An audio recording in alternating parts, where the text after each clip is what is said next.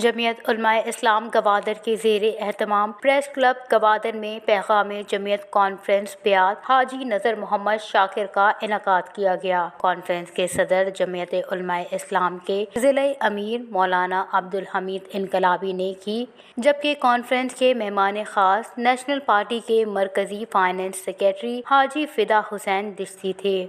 پیغام جمعیت کانفرنس سے خطاب کرتے ہوئے حاجی فدا حسین دشتی نے کہا کہ جمعیت علماء اسلام کے زیر اہتمام کانفرنس کو مرحوم حاجی نذر محمد شاکر کی یاد میں منانا اور مرحوم کو خراج عقیدت پیش کرنا قابل تحسین ہے، کیونکہ میں حاجی نذر محمد شاکر کو بہت قریب سے جانتا ہوں۔ وہ میرے قریبی رشتہ دار تھے، لیکن اس کی سیاسی کمٹمنٹ ہر قسم کی وابستگی سے بالاتر تھی۔ حاجی نذر محمد جمعیت علماء اسلام کے نظریاتی اور فکری ساتھی تھے۔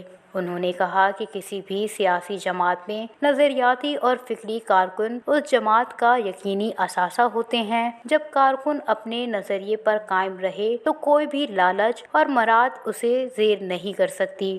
انہوں نے کہا کہ ملک میں مردم شماری جاری ہے، ضلع گوادر کے سیاسی جماعتیں اور ان کے باشعور کارکن اس میں بڑھ چڑھ کر حصہ لیں تاکہ یہاں کی آبادی میں اضافہ ہو۔ مردم شماری کی کامیابی عوام کے بہترین مفاد میں ہے۔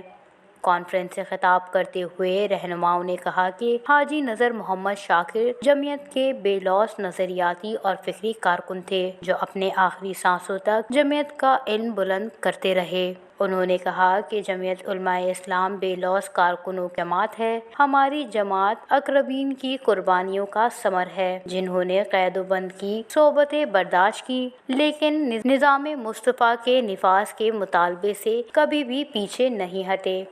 آج بھی اسمبلیاں ہوں، جمعیت طاغوتی قوت خلاف سینہ سپر ہے اور ان کے ہر وار کو ناکام بنانے اور اسلامی شعور کے تحفظ کے لیے چیلنج بنی ہوئی ہے۔ انہوں نے کہا کہ حاجی نذر محمد شاکر جمعیت کا اثاثہ تھے۔ کانفرنس میں جمعیت علماء اسلام کے رہنماؤں اور کارکنوں کی بڑی تعداد کے علاوہ مختلف سیاسی جماعتوں کے رہنما بھی شریک تھے۔ وش نیوز گوادر۔